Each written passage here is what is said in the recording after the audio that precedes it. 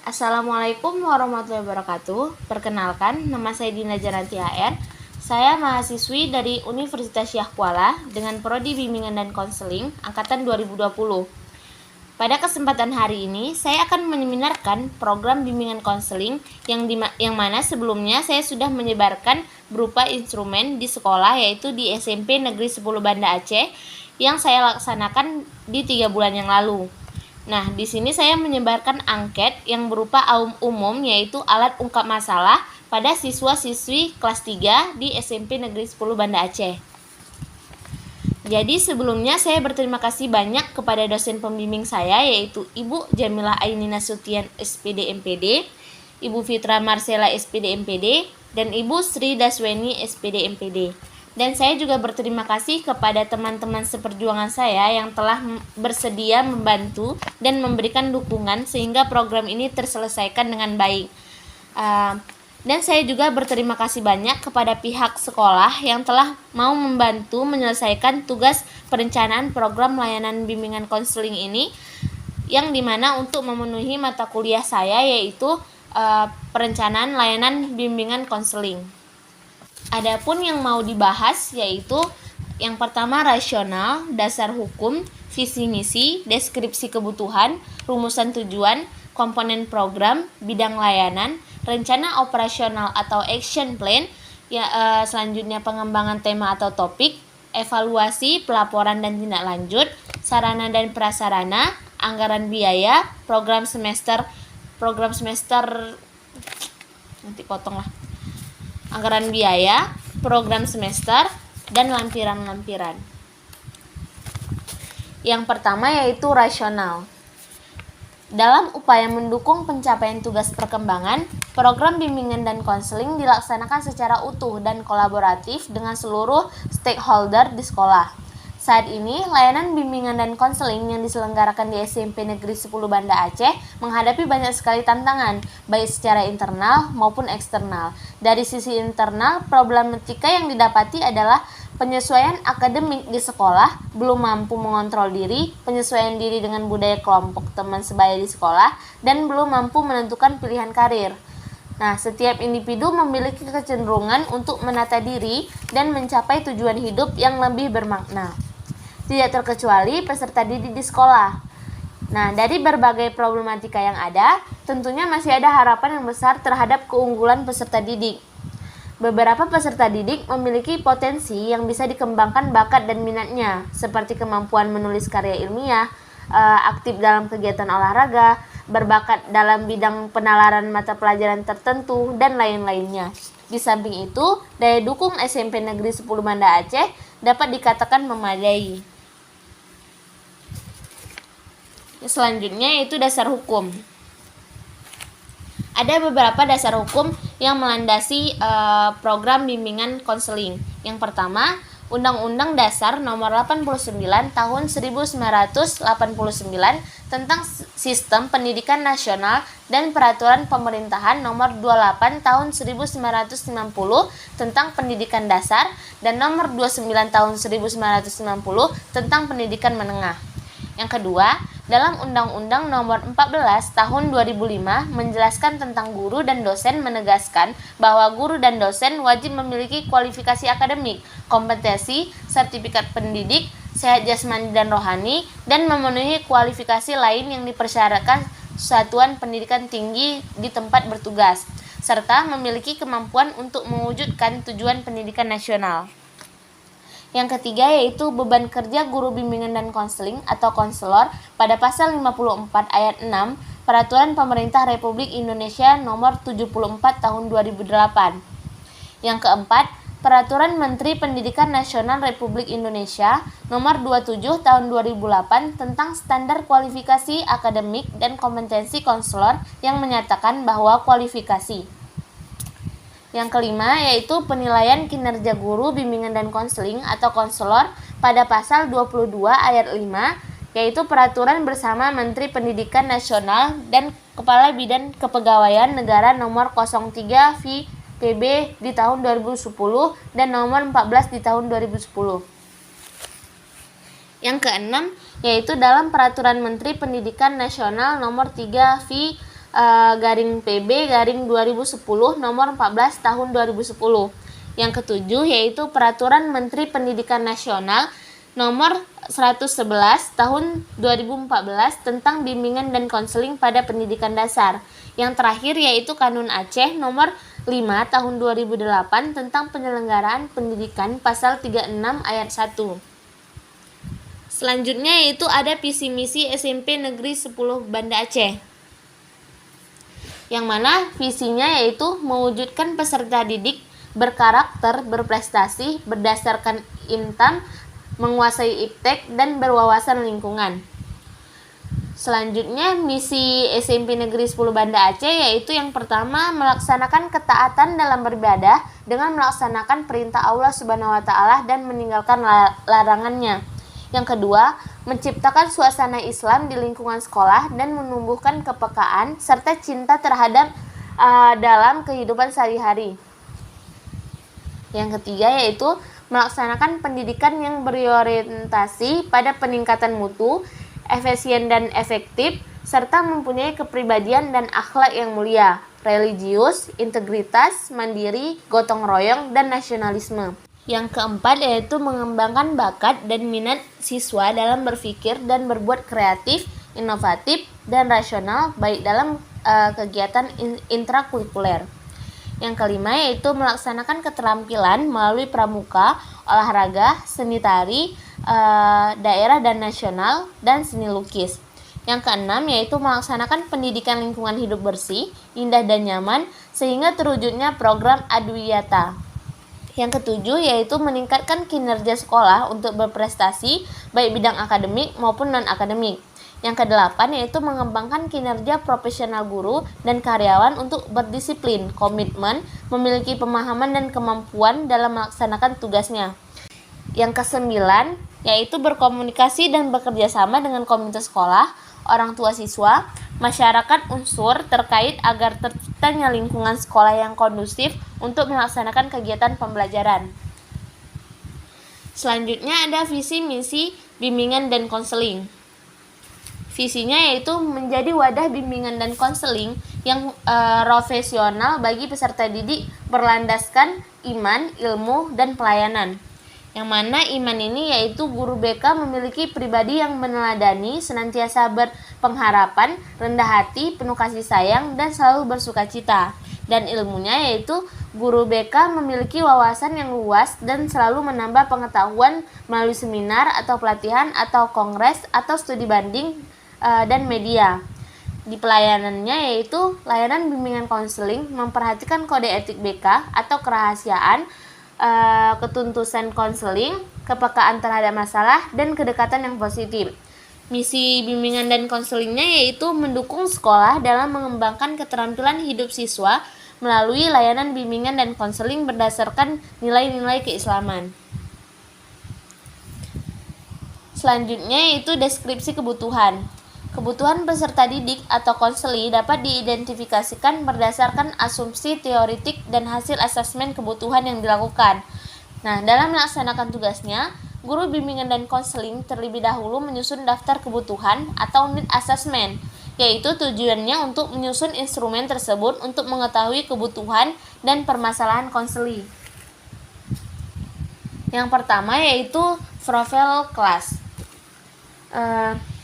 Yang pertama nomor item, selanjutnya butir pernyataan instrumen umum, selanjutnya peserta didik atau konseli, jumlah responden, persentase, prioritas, waktu pelayanan, dan bidang layanan. Di bidang layanan di sini ada pribadi, sosial, belajar, dan karir. Nah, nomor urut yang pertama yaitu nomor 6.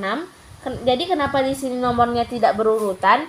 Karena telah saya cari yang tingginya di mana dan rendahnya di mana. Nah, di sini yang tingginya berada di atas dan yang rendah berada di bawah. Karena yang tingginya itu butir pernyataannya bisa kita lihat di sini. Yang pertama merasa bermasalah kalau handphone atau HP tidak jalan atau tidak ada jaringan sehingga tidak dapat menggunakan media sosial atau sejenisnya. Nah, jumlah responden yang memilih pernyataan instrumen ini yaitu berjumlah 16 orang dengan persentase 94%, dan masuk ke prioritas segera, dan waktu pelayanannya kita laksanakan di bulan Juli. Nah, di sini bisa kita lihat di bidang layanannya, di bidang pribadi sebanyak 377, jika dipersenkan menjadi 25%, dan di bidang sosial ada 326 jika dipersenkan menjadi 24%, di bidang belajar ada 60 jika dipersenkan menjadi 24%, dan di bidang karir ada 31 jika dipersenkan menjadi 12%. Selanjutnya yaitu profil peserta didik. Di sini ada nomor urut, kode siswa, nomor induk, nama siswa, jenis kelamin, bidang masalahnya pribadi, sosial, belajar, dan karir, jumlah masalah, dan persen. Nah, kita lihat yang pertama yaitu Nasya Chelsea Arifa dengan kode 34, berjenis kelamin perempuan. Dia memiliki masalah di bidang pribadi yaitu sebanyak 29, di sosial 35, di bidang belajar 7, dan di bidang karir 2. Nah, jadi jumlah masalah yang didapat oleh Nasya yaitu 73 masalah jika dipersenkan menjadi 47%. Nah, yang begitu pula yang selanjutnya yaitu Mesya Rahmi dengan kode 30 1, 2, 3. Begitupun dengan selanjutnya yaitu Mesya Rahmi dengan kode K3, dengan berjenis kelamin perempuan. Dia memiliki permasalahan di bidang pribadi sebanyak 34, di sosial 28, di belajar 3, dan di bidang karir 1. Nah, jumlah masalah yang didapat Mesya ini yaitu sebanyak 66 masalah jika dipersenkan menjadi 43%. Selanjutnya rumusan deskripsi masalah. Di sini ada nomor item, bidang layanan, komponen masalah, hasil asesmen kebutuhan atau butir pernyataan instrumen, dan deskripsi kebutuhan.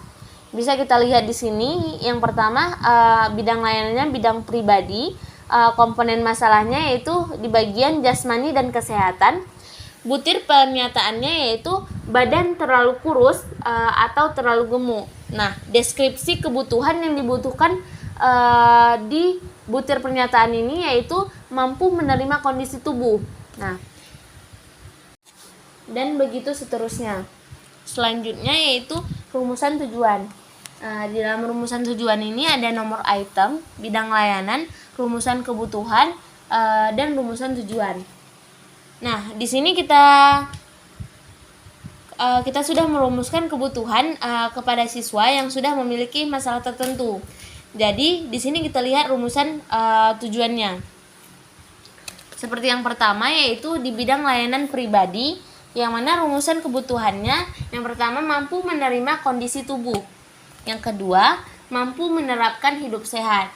Nah, rumusan tujuan yang diberikan yaitu peserta didik dapat menerima kondisi tubuhnya apa adanya. Dan yang kedua, peserta didik dapat menerapkan hidup sehat. Dan begitu seterusnya.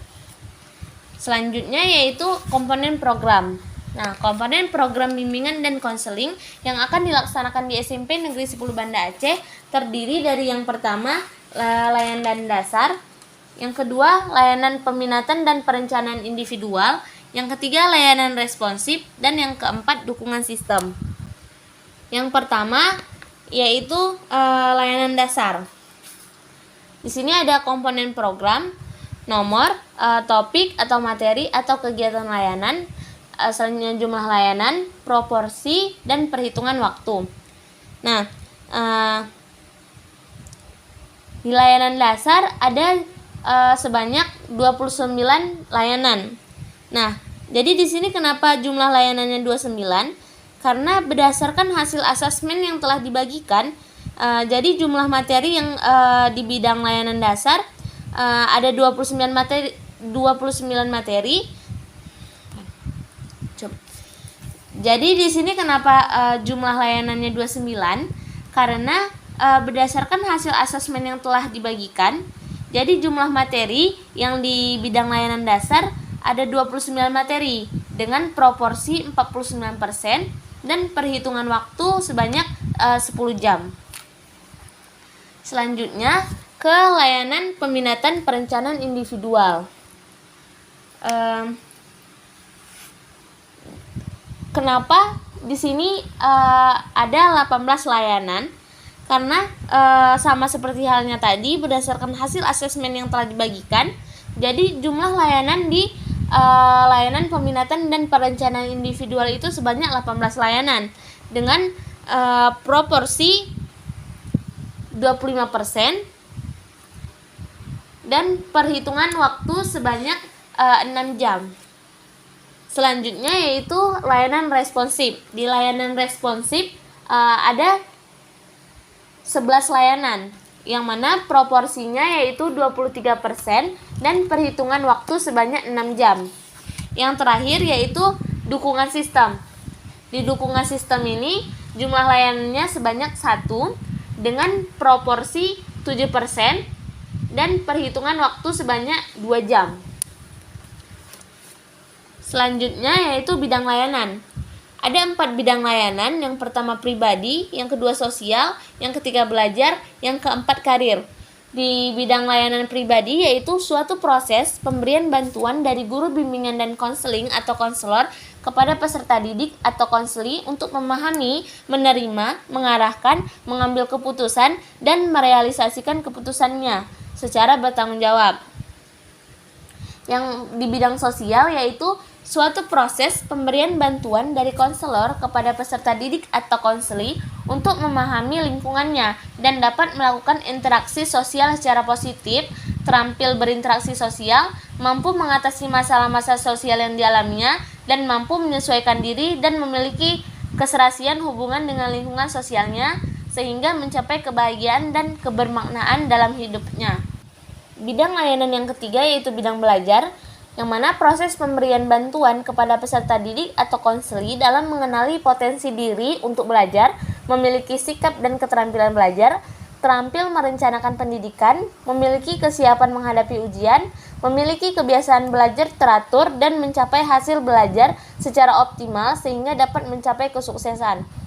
Nah, bidang layanan terakhir yaitu bidang karir, di mana proses pemberian bantuan oleh guru bimbingan dan konseling atau konselor kepada peserta didik atau konseli untuk mengalami pertumbuhan, perkembangan, eksplorasi, aspirasi, dan pengambilan keputusan karir sepanjang rentang hidupnya. Selanjutnya yaitu rencana operasional atau action plan. Di sini ada bidang layanan, tujuan layanan, komponen layanan, strategi layanan, materi layanan, metode, media, dan evaluasi. Nah, yang pertama di sini bisa kita lihat bidang layanannya bidang pribadi. Tujuan layanannya yaitu untuk peserta didik dapat menerima kondisi tubuhnya apa adanya. Nah, komponen layanan yang dipakai yaitu layanan dasar, dan strategi layanan yang dipakai yaitu bimbingan klasikal. Dan materi yang akan dibuat yaitu mari bersyukur dengan metode diskusi, dan media yang diperlukan yaitu PPT dan laptop. Selanjutnya pengembangan tema atau topik.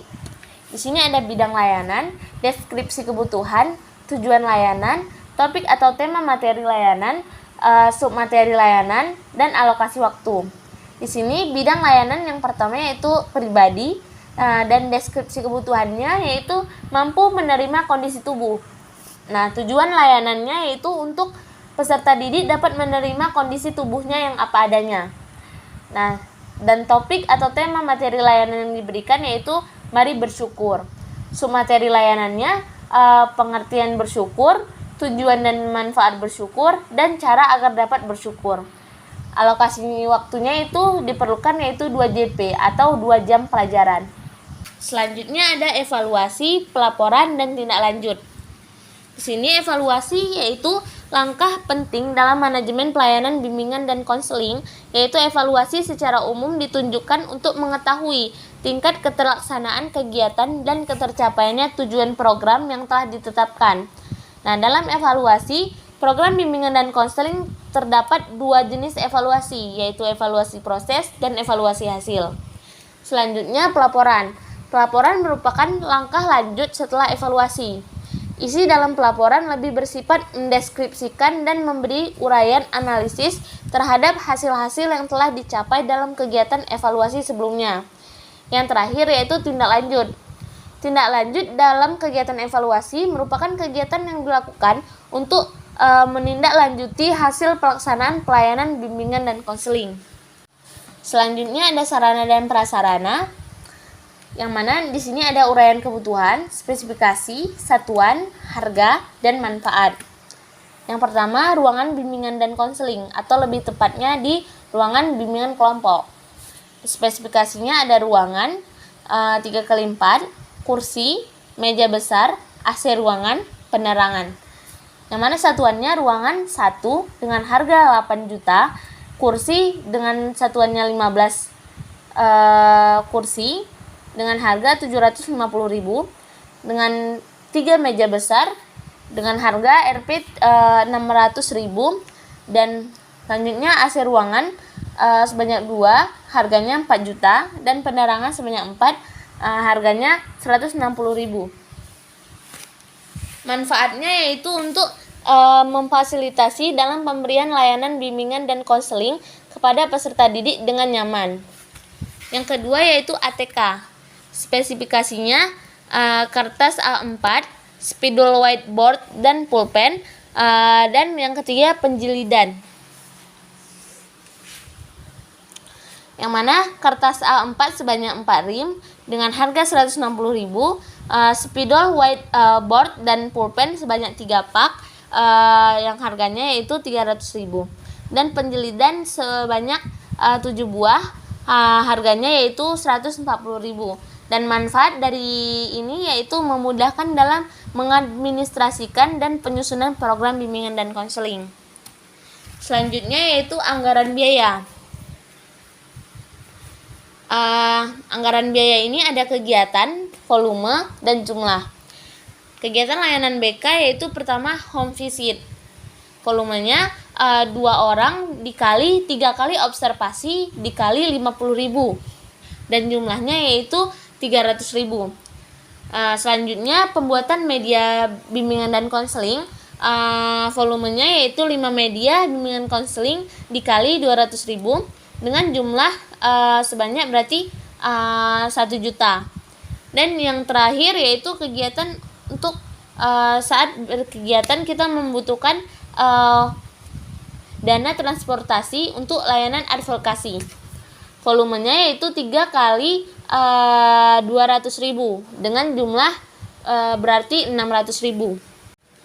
Jadi selanjutnya yaitu ada jadwal kegiatan layanan bimbingan dan konseling. Di sini ada program semester ganjil dan program semester genap.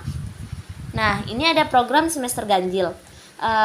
Program semester ganjil dari persiapan, layanan bimbingan dan konseling di bagian bimbingan klasikal, bimbingan kelompok, dan bidang lainnya.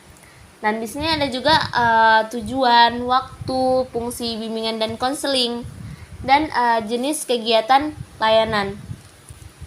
Yang selanjutnya yaitu program semester genap, yang mana yang saya buat berdasarkan hasil asesmen yang telah saya berikan pada siswa-siswi SMP Negeri 10 Banda Aceh. Dan ini adalah program semester genap yang dirancang, yang mana nanti akan saya berikan layanan-layanan tertentu kepada anak-anak berdasarkan program semester yang dibuat. Sama kayak di semester ganjil tadi, ada persiapan, layanan bimbingan dan konseling, yang mana ada layanan dasar, layanan kelompok, dan lain-lainnya. Dan di sini ada juga tujuannya, waktu pelaksanaan, dan fungsi bimbingan dan konseling. Dan selanjutnya ada lampiran-lampiran, yang mana yang pertama ini ada RPL bimbingan klasikal. Yang bisa kita lihat ini adalah contoh dari RPL bimbingan klasikal dengan topik atau tema layanannya yaitu mari bersyukur. Nah, Selanjutnya ada RPL bimbingan kelompok dengan tema layanannya yaitu tips bergaul yang baik. Selanjutnya ada RPL konseling kelompok dengan topik sosial media bukan segalanya. Dan ada RPL konseling individual. Baik, jadi sampai di sini saja pemaparan seminar saya pada kesempatan kali ini.